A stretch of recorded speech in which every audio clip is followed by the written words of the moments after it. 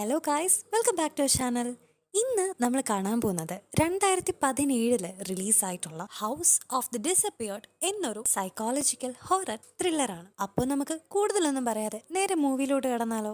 ഈ മൂവിയുടെ തുടക്കത്തിൽ തന്നെ കങ് മീഹി എന്ന് പറയുന്ന ഒരു ലേഡി അവരുടെ വീട്ടില് ബോധം കെട്ട് കിടക്കുന്നതായിട്ടാണ് കാണിക്കുന്നത്. പെട്ടെന്ന് തന്നെ അവൾ എഴുന്നേറ്റ് അവളുടെ മുമ്പിലുണ്ടായിരുന്ന മിററിലേക്ക് നോക്കുമ്പോൾ അവളുടെ തലയിലായിട്ട് വലിയൊരു ഇഞ്ചുറി പറ്റിയതും അവൾ കാണുന്നുണ്ട്. ഇതിപ്പോ എന്താ ഇവിടെ നടന്നേന്ന് ഒരു ഐഡിയയും ഇല്ലാതെ നിൽക്കുന്ന സമയത്താണ് അവരുടെ വീടിന്റെ ബേസ്മെന്റിൽ നിന്ന് ഒരാൾ ഓളിടുന്ന സൗണ്ട് അവൾ കേൾക്കുന്നത്. പെട്ടെന്ന് തന്നെ അവൾ ബേസ്മെന്റിലേക്ക് ഇറങ്ങി ചെല്ലുമ്പോൾ അവളുടെ ഹസ്ബൻഡ് ബോധമില്ലാതെ അവിടെ കിടക്കുന്നതാണ് അവൾ കാണുന്നത്. പേടിയുണ്ടെങ്കിലും പയ്യെ പയ്യെ അവൾ ഹസ്ബൻഡിന്റെ അടുത്ത് ചെന്നിട്ട് അയാൾക്ക് എന്താ പറ്റിയെന്ന് നോക്കുന്ന സമയം പെട്ടെന്ന് തന്നെ വളരെ അൺഎക്സ്പെക്ടഡ് ആയിട്ട് അയാൾ ഇവളുടെ കയ്യിൽ കയറി പിടിക്കുകയാണ്. പെട്ടെന്ന് പേടിച്ചു പോയ കങ്ങാകട്ടെ ബാക്കിലേക്കൊന്ന് വീഴുന്നുണ്ടെങ്കിലും പിന്നീട് തന്റെ ഹസ്ബൻഡ് മരണപ്പെട്ടു എന്ന് അവൾ മനസ്സിലാക്കുന്നുണ്ട്. വളരെയധികം പാനിക് ആയിട്ടുള്ള കങ് ഈ സമയത്ത് അവരുടെ മകനായിട്ടുള്ള ഹയോജി എവിടെയാണെന്ന് ആലോചിക്കുമ്പോ തന്നെ റൂമിന്റെ അറ്റത്തായിട്ട് ഇതെല്ലാം നോക്കി കണ്ടുകൊണ്ട് ഹയോജി നിൽക്കുന്നത് കങ് ശ്രദ്ധിച്ചുകൊണ്ട് അവനോട് അവളുടെ അടുത്തേക്ക് വരാനായിട്ട് പറയാണ്. ഹയോജി ആകട്ടെ ഭയന്ന് വിറച്ച് തന്റെ അമ്മയുടെ അടുത്തേക്ക് കാലെടുത്ത് വെച്ച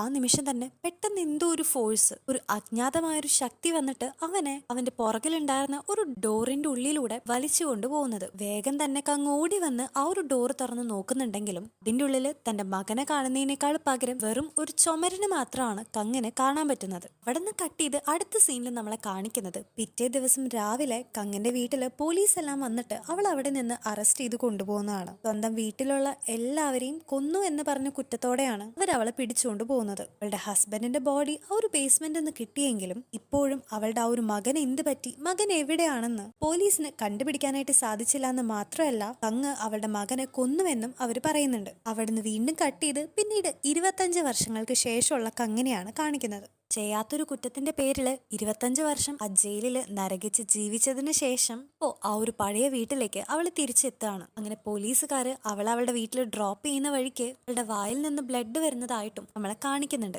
ശരിക്കും ഈ കങ്ങിന്റെ ജയിൽ ശിക്ഷ കഴിഞ്ഞിട്ടില്ലെങ്കിലും അവൾക്ക് ക്യാൻസർ പിടിപെട്ടത് കൊണ്ടാണ് ഇപ്പൊ പോലീസുകാര് അവളുടെ വീട്ടിലേക്ക് തന്നെ അവളെ തിരിച്ചാക്കുന്നത്. കേസ് കഴിയാത്തത് കൊണ്ട് ഈ ഒരു വീട് വിട്ട് അവൾക്ക് എങ്ങോട്ടും പോകാൻ പറ്റില്ലെന്നും പോലീസ് ഓഫീസേഴ്സിന്റെ ഒരു കണ്ണ് ഇവളുടെ മേലെ എപ്പോഴും ഉണ്ടാവുമെന്നും അവര് വാൺ ചെയ്തിട്ടാണ് അവിടെ നിന്ന് പോകുന്നത്. അങ്ങനെ ഒരുപാട് വർഷങ്ങൾക്ക് ശേഷം തന്റെ വീട്ടിലേക്ക് കയറുന്ന കങ്ങാകട്ടെ നേരെ അടുക്കളയിലേക്ക് ചെന്നിട്ട് അവിടെ ഉണ്ടായിരുന്ന ഒരു ഡ്രോവറിൽ നിന്ന് ഒരു കത്തിയും എടുത്ത് നേരെ ഒരു റൂമിനെ ലക്ഷ്യമാക്കി നടക്കുകയാണ്. പക്ഷെ ഈ സമയത്ത് ഓപ്പോസിറ്റ് നിന്ന് ആ ഒരു ഡോറിൽ ആരോ കൊട്ടുന്നത് കേൾക്കുന്ന അവള് പെട്ടെന്ന് പേടിക്കുന്നുണ്ടെങ്കിലും പിന്നീട് ആരാണെങ്കിലും പുറത്തേക്ക് ഇറങ്ങി വരാനായിട്ട് ദേഷ്യത്തോടെ പറയാണ്. പിന്നീട് അവിടെ അനക്കൊന്നും കേൾക്കാത്തോണ്ട് അവൾ നേരെ ബേസ്മെന്റിലേക്ക് പോവാൻ നിൽക്കുന്ന സമയത്താണ് പെട്ടെന്ന് ആരോ അവളുടെ വീട്ടിലേക്ക് വന്ന് കോളിംഗ് ബെല്ല് അടിക്കുന്നത്. അതിൽ തുറക്കുമ്പോൾ അത് അവളുടെ അടുത്തുണ്ടായിരുന്ന ഒരു പള്ളിയിലത്തെ അച്ഛനാണെന്ന് അവൾക്ക് മനസ്സിലാകുന്നുണ്ട്. അച്ഛനെ കണ്ട് എത്രയും പെട്ടെന്ന് ഇവിടുന്ന് പോയിക്കോളാനായിട്ട് അവൾ പറയുന്നുണ്ടെങ്കിലും എനിക്ക് കങ്ങിനോട് സംസാരിക്കണം എന്ന് പറഞ്ഞിട്ട് ആ ഒരു അച്ഛൻ ആ ഒരു വീടിന്റെ അകത്തേക്ക് കയറി വരാണ്. അങ്ങനെ അവര് സംസാരിക്കുമ്പോഴാണ് കങ്ങിന് ഇപ്പൊ ദൈവത്തിലൊന്നും വിശ്വാസമില്ലെന്നും അതുകൊണ്ട് എത്രയും പെട്ടെന്ന് തന്റെ വീട്ടിൽ നിന്ന് ഇറങ്ങണമെന്ന് കങ് ആ ഒരു അച്ഛന്റെ അടുത്ത് പറയുന്നത്. പക്ഷെ അച്ഛനാകട്ടെ വീണ്ടും അന്ന് ആ ഒരു ദിവസം രാത്രി ഈ ഒരു വീട്ടിൽ എന്താണ് ഉണ്ടായതെന്ന് കങ്ങിന്റെ അടുത്ത് വീണ്ടും ചോദിക്കുന്നുണ്ട്. ഇത് കേട്ട് ദേഷ്യം വരുന്ന കങ് ഇത്രയും പെട്ടെന്ന് തന്നെ ആ ഒരു അച്ഛനോട് തന്റെ വീട്ടിൽ നിന്ന് ഇറങ്ങി പോകാനായിട്ട് പറയാണ്. അവിടെ നിന്ന് കട്ട് ചെയ്ത് പിന്നീട് നമ്മളെ കാണിക്കുന്നത് ഒരു ഫ്ലാഷ് ബാക്ക് ആണ്. ഈ ഒരു സംഭവമൊക്കെ ഉണ്ടാവുന്നേക്കാൾ മുമ്പ് വളരെ ഹാപ്പി ആയിട്ട് പോയിക്കൊണ്ടിരുന്ന ഒരു ഫാമിലി ആയിരുന്നു ഇവരുടെ. അവളുടെ 2 മക്കളായിട്ടുള്ള ഹയോജിയും ജീവോനും ഒരു ദിവസം ഒരു കടയിൽ ചെന്നിട്ട് അവിടെ ഉണ്ടായിരുന്ന വീഡിയോ ഗെയിം കളിക്കുന്നതിന്റെ ഇടയിൽ അത് ജയിക്കുന്നതിന് വേണ്ടിയിട്ട് അവർ കുറച്ച് കള്ളത്തരങ്ങൾ കാണിക്കുകയും അതെല്ലാം കണ്ടുപിടിക്കുന്ന ആ ഒരു കടയുടെ ഓണർ ആകട്ടെ എത്രയും പെട്ടെന്ന് ആ പിള്ളേരെ അവിടെ നിന്ന് ഓടിച്ചു വിടാണ്. അന്ന് രാത്രി ചിരിച്ചു കളിച്ച് അവർ വീട്ടിലേക്ക് എത്തുമ്പോൾ അവർ പറ്റിച്ച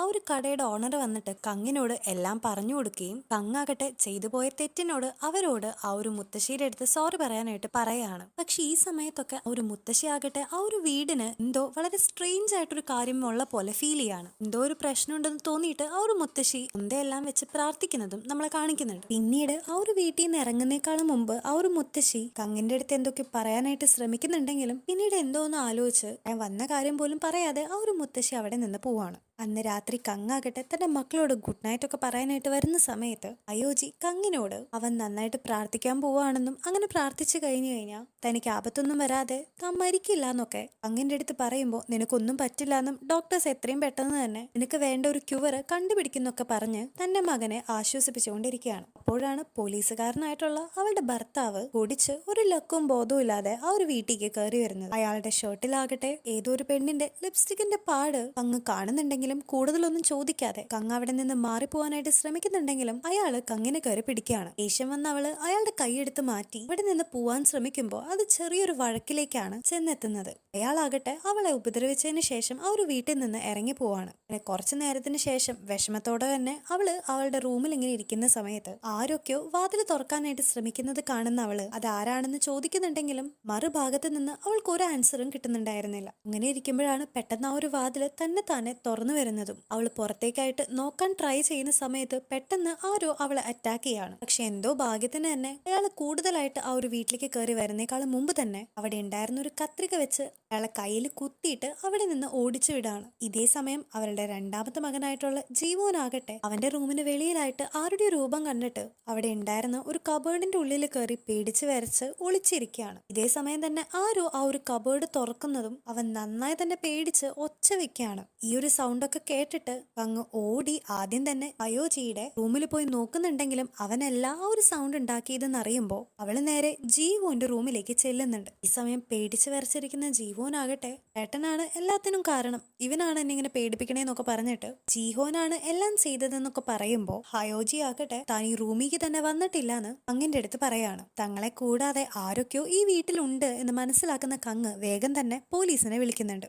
അങ്ങനെ പിറ്റേ ദിവസം തന്നെ പോലീസെല്ലാം തലേ ദിവസം ആ ഒരു വീട്ടിൽ വെച്ച് നടന്ന കാര്യങ്ങളെല്ലാം പറ്റി അവരോട് ചോദിച്ചുകൊണ്ടിരിക്കുകയാണ്. കങ്ങിന്റെ ഹസ്ബൻഡ് ആയിട്ടുള്ള ആ ഒരു പോലീസുകാരനും അവിടെ ഉണ്ടായിരുന്നു. അങ്ങനെ ഇരിക്കുമ്പോഴാണ് ആ ഒരു കേസ് ഇൻവെസ്റ്റിഗേറ്റ് ചെയ്യുന്ന അവന്റെ ഒരു ഫ്രണ്ട് വന്നിട്ട് ഈ വീട്ടിലുള്ള ഫിംഗർ പ്രിന്റ്സ് എല്ലാം അവർ ചെക്ക് ചെയ്തു, അതെല്ലാം തന്നെ കങ്ങിന്റെ ഭാര്യയുടെയും മക്കളുടെയും ആണ്, അല്ലാതെ വേറൊരു അൺനോൺ ആയിട്ടുള്ള ഒരു ഫിംഗർ പ്രിന്റ് പോലും അവർക്ക് കണ്ടുപിടിക്കാൻ പറ്റിയിട്ടില്ല എന്ന് അവർ പറയുന്നത്. ഇതേ ടൈമിൽ കങ് ആകട്ടെ ഇന്നലെ നടന്നതിന്റെ ഷോക്കൊന്നും മാറാതെ തന്നെ ഇന്നലെ നടന്നതെല്ലാം ചെയ്തത് ഒരു മനുഷ്യനാണ് തനിക്ക് തോന്നുന്നില്ലെന്നും എന്തൊക്കെയോ സൂപ്പർ നാച്ചുറൽ ആയിട്ടുള്ള കാര്യങ്ങൾ ഈ ഒരു വീട്ടിൽ നടക്കുന്നുണ്ടെന്നൊക്കെ പറയുന്നുണ്ട്. പിന്നീട് ഡിറ്റക്റ്റീവ് ഹയോജിയുടെ അടുത്ത് ഇന്നലെ വീട്ടിന്ന് എന്തെങ്കിലും കണ്ടായിരുന്നോ എന്ന് ചോദിക്കുമ്പോൾ താനൊന്നും കണ്ടിട്ടില്ല എന്ന് ഹയോജി പറയുന്ന കേട്ടിട്ട് കങ്ങിന്റെ ഭർത്താവ് വളരെയധികം ഫ്രസ്ട്രേറ്റഡ് ആയിട്ട് ആ കുട്ടീനെ ചീത്ത പറയുകയും അവൻ അവിടെ നിന്ന് എഴുന്നേറ്റ് പോവുകയും ചെയ്യാണ്. പിന്നീട് കങ്ങ് അവനെ സമാധാനിപ്പിക്കാനായിട്ട് അവന്റെ അടുത്തേക്ക് ചെന്ന് എന്നോട് സത്യം പറ, ഇന്നലെ നീ ഒരു വീട്ടില് എന്തെങ്കിലും കണ്ടിരുന്നു എന്ന് അവനോട് ചോദിക്കുമ്പോൾ അവൻ അവന്റെ കയ്യിലുണ്ടായിരുന്ന ഒരു പേപ്പർ നോട്ട് അവൾക്ക് കൊടുക്കുന്നുണ്ട്. ആ ഒരു നോട്ടിലാകട്ടെ എത്രയും വേഗം ഈ ഒരു വീട്ടിൽ നിന്ന് ഓടി രക്ഷപ്പെട്ടോളാനും അല്ലെങ്കിൽ ഈ ഒരു വീട്ടിലുള്ള എല്ലാവരും തന്നെ മരിക്കുമെന്നും പറയുന്നുണ്ട്. ആ ഒരു പേപ്പർ കണ്ടിട്ട് നിനക്ക് ആരാണ് തന്നതെന്ന് കങ്ങ് ചോദിക്കുന്ന സമയത്തും അയോജി ഒന്നും തന്നെ അവളോട് പറയുന്നുണ്ടായിരുന്നില്ല. പിന്നീട് അവള് മനസ്സൊന്ന് ശാന്താക്കാനായിട്ട് പള്ളിയിലൊക്കെ പോയി തിരിച്ചു വരുന്ന സമയത്ത് മുത്തശ്ശിയുടെ കടയുടെ മുമ്പിൽ കൂടെ പോയതും ആ ഒരു മുത്തശ്ശി അവളെ വിളിച്ചു നിർത്തിയിട്ട് അവരുടെ വീട്ടിലേക്ക് വന്നപ്പോൾ ആ ഒരു വീട്ടിൽ വെച്ചിട്ട് എന്തോ നെഗറ്റീവായ എന്തോ വിയേർഡ് ആയിട്ടുള്ള ഒരു എനർജി ആ ഒരു മുത്തശ്ശി സെൻസ് ചെയ്തു എന്നും കങ്ങിന് എപ്പോഴെങ്കിലും ഒരു വീട്ടിൽ നിന്ന് അങ്ങനെ ഒരു അനുഭവം ഉണ്ടായിട്ടുണ്ടോ എന്നും അവളുടെ അടുത്ത് ചോദിക്കുകയാണ്. മാത്രമല്ല ഇങ്ങനെയുള്ള പ്രസൻസിന്റെ ഒക്കെ കണ്ടുപിടിക്കുന്ന കാര്യത്തിൽ എക്സ്പേർട്ട് ആയിട്ടുള്ള ഒരാളുടെ നമ്പറും ആ മുത്തശ്ശി അവളുടെ കയ്യിൽ കൊടുക്കുന്നുണ്ട്. അന്ന് തന്നെ അവൾ ആ ഒരു എക്സ്പേർട്ടിനെ വിളിച്ച് അവളുടെ വീട്ടിലെ ഓരോ മുക്കുമൂലയും കാണിച്ചു കൊടുക്കുന്ന സമയത്ത് അയാളുടെ കയ്യിലുണ്ടായിരുന്ന ഒരു ലോക്കറ്റ് പെട്ടെന്ന് അയാളെ ഒരു ഡോറിന്റെ അടുക്കിലേക്ക് വലിച്ചു കൊണ്ടുപോകുന്നുണ്ട്. എന്നാൽ ആ ഒരു വാതിൽ തുറന്നു നോക്കുന്ന സമയത്താകട്ടെ അതിന് പുറകില് ഒരു ചുമര് മാത്രം അദ്ദേഹത്തിന് കാണാൻ സാധിച്ചുള്ളൂ. എങ്കിലും അതിന്റെ അകത്ത് നിന്ന് എന്തൊക്കെ സൗണ്ടുകൾ കേൾക്കുന്ന അയാള് വിഭ്രമിച്ച് വേഗം തന്നെ അയാളുടെ സാധനങ്ങളൊക്കെ എടുത്തിട്ട് ആ ഒരു വീട്ടിൽ നിന്ന് ഇറങ്ങി പോവാണ്. പോകുന്നേക്കാളും മുമ്പ് നിങ്ങൾ വേറെ ഏതെങ്കിലും എക്സ്പേർട്ടിനെ വിളിച്ചു കൊള്ളാനും ഇവിടെ വളരെ സ്ട്രോങ് ആയിട്ടുള്ള ഒരു നെഗറ്റീവ് ഓറ അയാൾക്ക് ഈ ഒരു വീട്ടിൽ നിന്ന് എക്സ്പീരിയൻസ് ചെയ്യാൻ പറ്റുന്നുണ്ടെന്നും ഇത്രയും വേഗം തന്നെ ഈ ഒരു വീട് വിട്ട് പോവാനായിട്ട് അവരുടെ അടുത്ത് പറയാണ്. വേ ആ ഒരു ഡോർ ഏതാണ് നിങ്ങൾക്ക് മനസ്സിലായോ? നമ്മുടെ ഫസ്റ്റത്തെ സീനില് ആ കുട്ടിയെ ഒരു അമാനുഷിക ശക്തി വാതിലിനുള്ളിലൂടെ വലിച്ചുകൊണ്ട് പോകുന്നത് നമ്മൾ കണ്ടിട്ടുണ്ടായിരുന്നില്ല. അതേ ഡോറ് തന്നെയാണ് ഇതും. അങ്ങനെ അവിടെ നിന്ന് കട്ട് ചെയ്ത ഇപ്പൊ നമ്മളെ കാണിക്കുന്നത് പ്രസന്റ് ആണ്. പ്രസന്റില് വയസ്സായിട്ടുള്ള കങ്ങും പള്ളിയിൽ അച്ഛനായിട്ടുള്ള ചോയും കൂടിയിരുന്ന് കാര്യങ്ങളെല്ലാം പറഞ്ഞ് ബേസ്മെന്റിലോട്ട് പോവാണ്. അവിടെ വെച്ച് ആരൊക്കെ നിന്നെ വിശ്വസിച്ചില്ലെങ്കിലും നീ പറയുന്ന കാര്യങ്ങളൊക്കെ ഞാൻ വിശ്വസിക്കുന്നുണ്ടെന്നും അല്ല നിന്റെ ഹസ്ബൻഡിനെ കൊന്നതെന്ന് എനിക്കറിയാമെന്നും അത് ആരാണെന്ന് പറയാനും അവളുടെ അടുത്ത് പറയുമ്പോൾ അവള് ആ ഒരു ഡോറിലേക്ക് കൈ ചൂണ്ടി കാണിക്കുകയാണ്. ആ ഒരു ഡോറിന് പുറമെ ഒരുപാട് ആൾക്കാരുണ്ടെന്നും അവരാണ് തന്റെ മകനായിട്ടുള്ള ഹയോസിനെ എടുത്തുകൊണ്ട് പോയെന്നും അവൾ പറയുന്നുണ്ട്. ഇതേ സമയം ചോയ് ആകട്ടെ ആ ഒരു ഡോറ് തുറന്നു നോക്കുമ്പോൾ അതിന്റെ പുറകില് വെറും ഒരു ചുമരുള്ളതായിട്ട് അവൻ കാണുന്നുണ്ട്. പക്ഷെ എന്തൊക്കെ ഒരു സ്പെല്ലിംഗ് മിസ്റ്റേക്ക് തോന്നുന്ന അവൻ കൂടുതലായിട്ട് ആ ഒരു വീടിനെ കുറിച്ച് അന്വേഷിക്കുന്ന സമയത്ത് ആ ഒരു വീട് ആക്ച്വലി ഹോണ്ടഡ് ആണെന്നും ഇതുപോലെ പല പ്രാവശ്യങ്ങളിലായിട്ട് ഒരുപാട് പേരെ ഒരു വീട്ടിൽ നിന്ന് കാണാതായിട്ടുണ്ടെന്നും അറിയുന്നുണ്ട്. മാത്രമല്ല ഒരുപാട് വർഷങ്ങൾക്ക് മുമ്പ് ഒരു അമ്മയെയും രണ്ട് മക്കളെയും ആ ഒരു വീട്ടിൽ വെച്ച് അപ്രത്യക്ഷമായിട്ടുണ്ടെന്നും ഇതുവരെ അവരെ പറ്റിയിട്ടുള്ള ഒരു വിവരവും കിട്ടിയിട്ടില്ലെന്നും അവൻ അറിയുന്നുണ്ട്. ഇതേസമയം കങ്ങാകട്ടെ അവളുടെ ആ ഒരു വീടിന്റെ മിററിന്റെ ഉള്ളിൽ കൂടെ ആരുടെയോ നിഴല് കാണുകയും ആരോ ആ ഒരു വീടിന്റെ ഉള്ളിൽ ഉണ്ടെന്ന് മനസ്സിലാക്കുകയും ചെയ്യാണ്. അപ്പോൾ തന്നെ അവൾ അവിടെ ഉണ്ടായിരുന്ന ഒരു കോടാലി എടുത്തിട്ട് നേരെ ബേസ്മെന്റിലോട്ട് ചെന്നിട്ട് അവിടെ ഉണ്ടായിരുന്ന ആ ഒരു ചുമര് കുത്തിപൊളിക്കുകയാണ്. ഈ സമയത്ത് ആ ഒരു റൂമിന്റെ ഉള്ളിൽ നിന്ന് കുറെ കുട്ടികളുടെ ഒച്ച കേൾക്കുന്ന അവള് തിരിഞ്ഞു നോക്കുമ്പോൾ 2 കുട്ടികൾ അവിടെ ഇരുന്ന് കളിക്കുന്നത് കങ്ങ് കാണുന്നുണ്ട്. അങ്ങനെ കങ്ങ് അവരോട് ആരാണെന്ന് ചോദിക്കുന്ന സമയത്ത് അവര് പേടിപ്പെടുത്തുന്ന രീതിയിൽ അവളെ നോക്കുകയും അവൾ അവിടെ നിന്ന് പേടിച്ച് നേരെ മുകളിലേക്ക് വരികയും ചെയ്യാണ്. പക്ഷെ മുകളിലാകട്ടെ ഒരു ജാപ്പനീസ് ആയിട്ടുള്ള ഒരു ലേഡി ഒരു കത്തിയും പിടിച്ച് ഇവളെ നോക്കി നിൽക്കുന്നതും പെട്ടെന്ന് ആ ഒരു കത്തിയും പിടിച്ച് ഇവളെ കുത്താനായിട്ട് ഓടി വരികയാണ്. പേടിച്ചു പോയ കങ്ങാകട്ടെ വേഗം തന്നെ ആ ഒരു ഡോർ അടച്ച് സ്ത്രീയുടെ കയ്യിൽ നിന്ന് രക്ഷപ്പെട്ടു. പക്ഷെ പിന്നീട് വാതിൽ തുറന്നു നോക്കിയപ്പോ അവിടെ ആരെയും തന്നെ അവൾക്ക് കാണാനായിട്ട് സാധിച്ചില്ല. ഈ സമയം പെട്ടെന്ന് തന്നെ അവളുടെ സൈഡിലൂടെ അതേ ലേഡി വന്ന് ഇതെന്റെ വീടാണെന്നും ഇവിടെ നിന്ന് ഇറങ്ങി പോവാനും അവളുടെ അടുത്ത് പറഞ്ഞ് പേടിച്ചു പോയ കങ്ങാകട്ടെ ആ ഒരു വീട്ടിൽ നിന്നും ഓടി വെളിയിലേക്ക് വരാണ്. വീണ്ടും കട്ട് ചെയ്ത് നമ്മൾ ഫ്ലാഷ് ബാക്കിലോട്ട് പോകുമ്പോൾ തന്റെ വീട്ടില് എന്തൊക്കെ വലിയ കുഴപ്പങ്ങളുണ്ടെന്ന് മനസ്സിലാക്കുന്ന വർഷങ്ങൾക്ക് മുമ്പുള്ള കങ്ങാകട്ടെ ഒരു മന്ത്രവാദിനെയും വിളിച്ച് തന്റെ വീട്ടിലേക്ക് കൊണ്ടുവന്ന് അവിടെ കുറെ പൂജകളൊക്കെ നടത്തുന്നുണ്ട്. അങ്ങനെ ആ ഒരു മന്ത്രവാദിയിലൂടെ ഒരു വീട്ടില് ഒരുപാട് ആത്മാക്കൾ ഉണ്ടെന്നുള്ള ആ ഒരു കാര്യം അവള് മനസ്സിലാക്കുന്നുണ്ട്. അങ്ങനെ ആ ഒരു മന്ത്രവാദിയുടെ സഹായത്തോടെ പെട്ടെന്ന് കണ്ണു തുറക്കുന്ന അവളുടെ മുമ്പിലായിട്ട് വയസ്സായിട്ടുള്ള ഒരു അപ്പാപ്പന്റെയും അയാളുടെ ഫാമിലി മെമ്പേഴ്സിന്റെയും രൂപം കാണുകയാണ്. പിന്നീട് അവിടെ നിന്ന് ഇവിടെ നിന്നും പല ആത്മാക്കളുടെയും രൂപം കാണുന്ന അവള് വളരെയധികം പേടിച്ച് നിലവിളിച്ച് അവിടെ ഒരു സീൻ തന്നെ ഉണ്ടാക്കുന്നുണ്ട്. അങ്ങനെ പേടിച്ച് വരച്ച് പൂജി മന്ത്രവാദങ്ങളൊക്കെ മതിയാക്കി തന്റെ വീട്ടിൽ നിന്ന് ഇറങ്ങി പോകാനായിട്ട് അവൾ ആ ഒരു മന്ത്രവാദിയോട് പറയുന്ന സമയത്ത് റിച്വൽസ് എല്ലാം കഴിഞ്ഞിട്ടില്ലെന്നും അതങ്ങനെ പകുതിക്ക് വെച്ച് നിർത്തുകയാണെങ്കിൽ കൂടുതൽ ദോഷമുണ്ടാക്കുന്നും പറയുന്നുണ്ട്. പക്ഷെ പേടിച്ചു പോയ കങ്ങാകട്ടെ ഇപ്പൊ തന്നെ അവരോട് ആ ഒരു വീട്ടിൽ നിന്ന് ഇറങ്ങി പോകാനായിട്ട് പറയാണ്.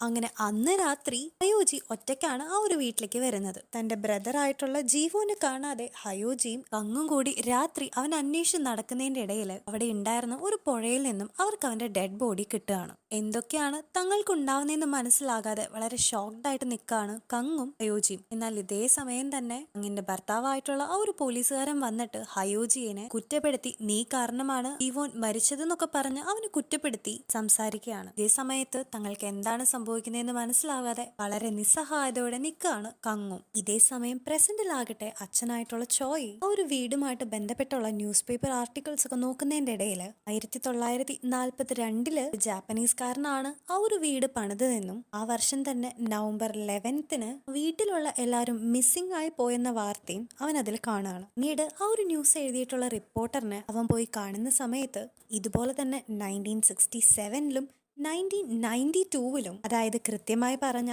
25 വർഷങ്ങളുടെ വ്യത്യാസത്തില് പല ആളുകളും ആ ഒരു വീട്ടിൽ നിന്ന് മിസ്സിംഗ് ആവുന്നു എന്ന കാര്യം ആ ഒരു റിപ്പോർട്ടർ പറയാണ്. ഇതിന്റെ ഒക്കെ തുടക്കം 1942 ആ ഒരു ജാപ്പനീസുകാരന്റെ വീട്ടിലേക്ക് കുറെ കൃഷിക്കാരെല്ലാരും കൂടി അയാൾ ഉപദ്രവിക്കാനായിട്ട് വന്നതോട് കൂടിയിട്ടാണ്. ജാപ്പനീസുകാരന്റെ ദ്രോഹങ്ങൾ സഹിക്കാൻ പറ്റാതെ അയാളെ അന്വേഷിച്ച് അവന്റെ വീട്ടിലേക്ക് വന്നപ്പോ അടുത്ത വേലക്കാരിയാണ് ആ ഒരു വീടിന്റെ ബേസ്മെന്റിലെ ഒരു ഡോറിലൂടെ അയാൾ എസ്കേപ്പ് ആയി എന്ന് അവരുടെ അടുത്ത് പറയുന്നത്. പക്ഷെ നാട്ടുകാരെല്ലാരും കൂടി ആ ഒരു വാതിൽ തുറന്നു നോക്കുമ്പോൾ കാണുന്നത് വെറും ഒരു ചുമര് മാത്രമായിരുന്നു. അങ്ങനെ എല്ലാം കൂടി കൂട്ടി വായിക്കുമ്പോൾ ഹയോജി മിസ്സിംഗ് ആയിട്ടുള്ള 25ാമത്തെ വർഷം ഇന്നാണെന്ന് മനസ്സിലാക്കുന്ന റോയ്ക്ക് ഇന്നേ ദിവസം വീട്ടിൽ വെച്ച് കങ്ങും മിസ്സിംഗ് ആവാനായിട്ട് ചാൻസ് ഉണ്ടെന്ന് മനസ്സിലാക്കി നേരെ അവളുടെ അടുത്തേക്ക് പോവാണ്. അവൻ കണ്ടുപിടിച്ച കാര്യങ്ങളെല്ലാം കാണിച്ച് അവളെ എങ്ങനെയെങ്കിലും അവിടെ നിന്ന് രക്ഷപ്പെടുത്താനായിട്ട് അവൻ നോക്കുന്നുണ്ടെങ്കിലും എന്തായാലും വർണ്ണോടത്ത് വെച്ച് കാണാമെന്നും തനിക്ക് എങ്ങനെയെങ്കിലും തന്റെ മകനെ രക്ഷിക്കണമെന്നും പറഞ്ഞിട്ട് ആ ഒരു അമ്മ അവിടെ തന്നെ ഇരിക്കാനായിട്ട് തീരുമാനിക്കുകയാണ്. അങ്ങനെ അന്ന് ദിവസം രാത്രി കൃത്യം 11:11 എന്ന സമയത്തിന് വീട്ടിലെ ക്ലോക്കുകളെല്ലാം നിൽക്കുകയാണ്. എന്തോ മനസ്സിലായ കങ്ങ് നേരെ ബേസ്മെന്റിലോട്ട് പോകുന്നുണ്ട്. ഇതേ സമയം ബേസ്മെന്റിലെ ആ ഒരു വാതിൽ തന്നെ തുറന്നു വരികയും അവിടെ ഉണ്ടായിരുന്ന ആ ഒരു വാതിൽ അപ്രത്യക്ഷമായിട്ട് പുതിയൊരു വഴി അവളുടെ മുമ്പിൽ തെളിഞ്ഞു വരാണ്. അതിലൂടെ കടന്നു പോകുമ്പോൾ അവൾ വളരെ ഷോക്ക്ഡ് ആവാണ്. കാരണം അവൾ ഇപ്പൊ കടന്നു ചെന്നിരിക്കുന്നത് 25 വർഷം മുമ്പുള്ള അവളുടെ അതേ വീട്ടിലേക്ക് തന്നെയാണ്. അങ്ങനെ ആ ഒരു വീട്ടിലുള്ള അവളുടെ ആ ഒരു റൂമിലേക്ക് അവൾ കയറി ചെല്ലുമ്പോൾ അതിന്റെ ഉള്ളിൽ ആരോ ഉള്ളതായിട്ട് മനസ്സിലാക്കുന്ന അവള് വേഗം അയാളെ പിടിക്കാനായിട്ട് നോക്കുമ്പോഴാണ് അത് ശരിക്കും 25 വർഷം മുമ്പുള്ള കങ്ങ് തന്നെയാണെന്ന് അവൾക്ക് മനസ്സിലാവുന്നത്. അതിലൂടെ ശരിക്കും ആ ഒരു ഡോറ് ഒരു ടൈം ലൂപ്പാണെന്നും ആ ഒരു ടൈം ലൂപ്പിലൂടെ കടന്ന് കങ്ങ് 25 വർഷം മുമ്പേ അവളുടെ മകനെ കാണാതെ പോയ കുറച്ച് ദിവസം മുമ്പിലേക്ക് ടൈം ട്രാവൽ ചെയ്ത് വന്നിരിക്കുകയാണ്. നമ്മൾ ഈ ഒരു മൂവിയുടെ സ്റ്റാർട്ടിങ്ങിൽ കങ്ങിനെ ഹസ്ബൻഡ് ഉപദ്രവിച്ച് ഇറങ്ങിപ്പോയതിനു ശേഷം ഒരാൾ ബലമായിട്ട് അവളുടെ ഡോറ് തുറക്കുന്നതായിട്ട് കണ്ടിരുന്നില്ലേ? അത് ആക്ച്വലി ഈ ടൈം ട്രാവൽ ചെയ്ത് വന്ന വയസ്സായിട്ടുള്ള കങ്ങ് തന്നെയാണ്. പിന്നീട് വയസ്സായിട്ടുള്ള കങ് അവിടെ നിന്ന് നേരെ ഹയോജിയുടെ റൂമിലേക്ക് പോയിട്ട് അവന്റെ കയ്യിൽ ഒരു നോട്ട് കൊടുക്കാണ്. എത്രയും വേഗം നിങ്ങൾ ഒരു വീട്ടിൽ നിന്ന് ഇറങ്ങാനും അല്ലെങ്കിൽ നിങ്ങൾ മരണപ്പെടുമെന്നും പറഞ്ഞിട്ട്. ഇത് തന്നെയാണ് ഫസ്റ്റത്തെ സീനിൽ ഹയോജി അമ്മയുടെ കയ്യിൽ കൊടുത്തതും. അതായത് 25 വർഷം മുമ്പ് ആ ഒരു വീട്ടിൽ നടന്ന ഓരോ കാര്യങ്ങളും ഈ ടൈം ട്രാവൽ ചെയ്ത് വന്ന വയസ്സായ കങ് ചെയ്യുന്നത് തന്നെയാണ്. കാരണം ആ ഒരു ദിവസം രാത്രിക്ക് മുമ്പേ അവർ ആ ഒരു വീട്ടിൽ നിന്ന് രക്ഷപ്പെടാണെങ്കിൽ ജീവോനും മരിക്കില്ല, ഹയോജി മിസ്സിംഗ് ആവൂല. അങ്ങനെ തന്റെ മക്കളെ രക്ഷപ്പെടുത്താൻ വേണ്ടിയിട്ടാണ് അവൾ ഈ കിടന്ന് പാടുപെടുന്നത്. ഇതേ സമയത്ത് തന്നെ ടൈം ട്രാവലിനെ പറ്റി യാതൊരു ഐഡിയയും ഇല്ലാതെ 25 വർഷം മുമ്പുള്ള കങ് എന്റെ വീട്ടിലേക്ക് ആരോ വന്നു എന്ന് കരുതി സീൻ ഉണ്ടാക്കുന്നുണ്ട്. എന്നാൽ ഇതേ സമയത്ത് തന്നെ 25 വർഷം മുമ്പ് കാണാതായിട്ടുള്ള ഹയോജിയും ഈ ടൈം ലൂപ്പൊക്കെ ഓപ്പൺ ആയതറിഞ്ഞ് അവന്റെ അനിയനായിട്ടുള്ള ജീവോനെ മരണത്തിൽ നിന്നും രക്ഷിക്കുന്നതിനായിട്ട് അവന്റെ അടുത്തേക്ക് എത്തിയിട്ടുണ്ടായിരുന്നു. അതായത് ചുരുക്കി പറഞ്ഞ 25 വർഷം മുമ്പുള്ള ആ ഒരു വീട്ടില് ഇപ്പോ 2 കങ്ങും അതുപോലെ 2 ഹയോജിയും ഉണ്ട്. ആ കാലഘട്ടത്തിൽ അവിടെ ജീവിച്ചിരുന്ന ഒരു കങ്ങും ഹയോജിയും അതുപോലെ 2 വർഷത്തിൽ നിന്ന് ടൈം ട്രാവൽ ചെയ്ത് വന്ന വയസ്സായ കങ്ങും ചെറിയ കുട്ടിയായിരിക്കുന്ന ഹയോജിയും. ഈ ഹയോജിയാണ് പിന്നീട് അവന്റെ അനിയനായിട്ടുള്ള ജീവോന്റെ അടുത്ത് ചെന്നിട്ട് എന്നെ എനിക്ക് പ്രൊട്ടക്ട് ചെയ്യാൻ പറ്റിയില്ല എന്ന് പറഞ്ഞ് അവനോട് സോറി ചോദിക്കുന്നത്.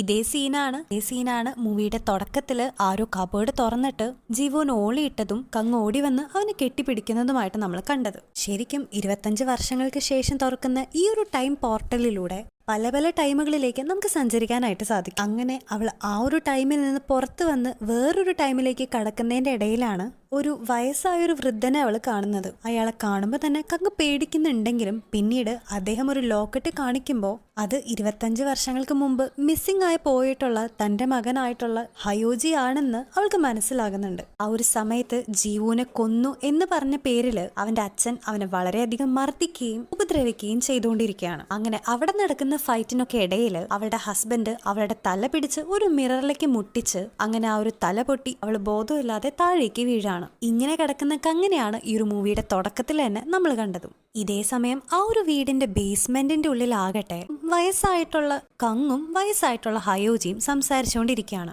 അവിടെ വെച്ച് ശരിക്കും ഇതൊരു ടൈം ലൂപ്പ് ആണെന്നും ഇതിന്റെ ഉള്ളിൽ കടന്നവരെല്ലാം ഇതുപോലെ ഓരോ ലൂപ്പിൽ പെട്ടിട്ട് ആ ഒരു വീടിന്റെ ഉള്ളിൽ തന്നെ ട്രാപ്പായിട്ട് ഇരിക്കുകയാണെന്ന് ഹയോജി പറഞ്ഞു കൊടുക്കുകയാണ്. പിന്നെ 25 വർഷം മുമ്പ് അവരുടെ വീട്ടിൽ നടന്ന കാര്യങ്ങളെല്ലാം ഇപ്പോൾ ടൈം ട്രാവൽ ചെയ്ത് വന്ന ഈ വയസ്സായിട്ടുള്ള കങ് തന്റെ ചെറിയ കുട്ടിയായിട്ടുള്ള ഹയോജിയെ രക്ഷിക്കാനായിട്ട് ചെയ്തതാണെന്നും അതുകൊണ്ട് തന്നെ ഇപ്പൊ അച്ഛനെയൊക്കെ കൊന്നതിന്റെ പേരിൽ ജയിലിലൊക്കെ പോയി അവളുടെ ജീവിതം തന്നെ തൊലഞ്ഞു എന്ന് മനസ്സിലാക്കിയിട്ട് പ്രാവശ്യം അമ്മ അങ്ങനെ ചെയ്യരുത് എന്ന് അവളുടെ അടുത്ത് പറയുമ്പോൾ ഇനിയും ഒരു അവസരത്തിൽ അവനെ രക്ഷിക്കാനായിട്ട് സ്വന്തം ജീവൻ കൊടുക്കേണ്ടി വന്നാലും അവൾ അതിന് റെഡിയാണെന്ന് അവളും പറയുന്നുണ്ട്. ഇതേ സമയം ആ ഒരു ഒറിജിനൽ ടൈമിൽ ജീവിച്ചിരുന്ന ഹയോജിനെ അവന്റെ അച്ഛൻ കൊല്ലാനായിട്ട് നോക്കുമ്പോൾ വയസ്സായിട്ടുള്ള ഹയോജിയോട് ബായെല്ലാം പറഞ്ഞിട്ട് അവനെ രക്ഷിക്കാനായിട്ട് ടൈം ട്രാവൽ ചെയ്ത് വന്ന വയസ്സായിട്ടുള്ള കങ് അങ്ങോട്ടേക്ക് വന്ന് അവന്റെ അച്ഛനെ കുത്തി കൊല്ലുകയാണ്. ഇപ്പോഴാണ് നമ്മൾ ഫസ്റ്റത്തെ സീനിൽ കണ്ട പോലെ ഒറിജിനൽ കങ് ബോധത്തിൽ നിന്ന് എഴുന്നേറ്റിട്ട് ആ ഒരു ബേസ്മെന്റിലേക്ക് വന്ന് മരിച്ചു കിടക്കുന്ന തന്റെ ഭർത്താവിനെയും ദൂരെ ഒരു കോർണറിലായിട്ട് നിൽക്കുന്ന മകനായിട്ടുള്ള ഹയോജിനെയും കാണുന്നത്. എന്നാൽ ഇതേ റൂമിൽ തന്നെ ടൈം ട്രാവൽ ചെയ്ത് വന്ന വയസ്സായിട്ടുള്ള കങ്ങും നിൽക്കുന്നുണ്ടായിരുന്നു. ടൈം ട്രാവൽ ചെയ്ത് വന്നതുകൊണ്ട് ഒറിജിനൽ കങ്ങിന് അവളെ കാണാനും പറ്റുന്നുണ്ടായിരുന്നില്ല. ഇതേ സമയത്താണ് ടൈം ട്രാവൽ ചെയ്ത് വന്ന വയസ്സായിട്ടുള്ള കങ് ആ ഒരു കാര്യം ആലോചിക്കുന്നത്. അതായത് ഇപ്പോ അവർ നിൽക്കുന്ന വർഷം എന്ന് പറയുന്നത് 1992 നമ്മുടെ ഹയോജിക്കാണെങ്കിൽ മരുന്ന് കണ്ടുപിടിക്കാത്ത ഒരു രോഗവും ഉണ്ടായിരുന്നു. അതുകൊണ്ട് ഇപ്പൊ അവൻ രക്ഷപ്പെട്ടാലും കുറച്ച് വർഷങ്ങൾ കഴിയുമ്പോൾ മരുന്നുകളൊന്നും കണ്ടുപിടിക്കാത്തതുകൊണ്ട് തന്നെ അവൻ മരണപ്പെടാനും സാധ്യതയുണ്ട്. പക്ഷെ ഇപ്പൊ പ്രസന്റിലേക്ക് വരാണ്, അതായത് ഇപ്പൊ 2017 അവനെ കൊണ്ടുവരാണെങ്കിൽ അവന്റെ ആ ഒരു അസുഖം ചികിത്സിക്കാനായിട്ടുള്ള എല്ലാവിധ മീൻസും 2017 ഉണ്ടായിരുന്നു. അതുകൊണ്ടാണ് കൂടുതലൊന്നും ആലോചിക്കാതെ ഈ വയസ്സായിട്ടുള്ള കങ് ഈ സംഭവങ്ങളെല്ലാം നടക്കുന്ന 1992 നിന്ന് അവനെ 2017 പിടിച്ചുകൊണ്ട് വരുന്നതും. ഈ സീനാണ് മൂവിയുടെ തുടക്കത്തില് അങ്ങ് നോക്കി നിൽക്കെ ഒരു ഡോറും തുറന്ന് അമാനുഷികമായിട്ടൊരു ഫോഴ്സ് ഹയോജിയെ പിടിച്ചു കൊണ്ടുവന്നതായിട്ട് നമ്മളെ കാണിച്ചതും.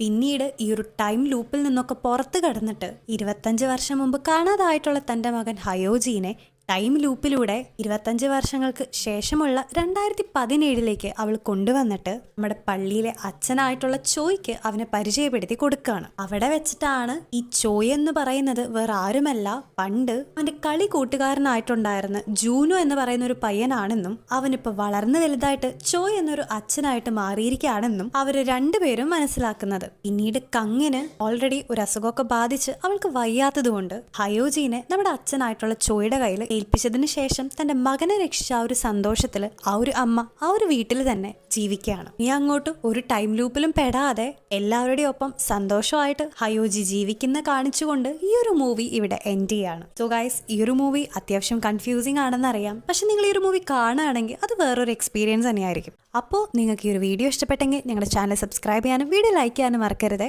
So till the next video, bye bye.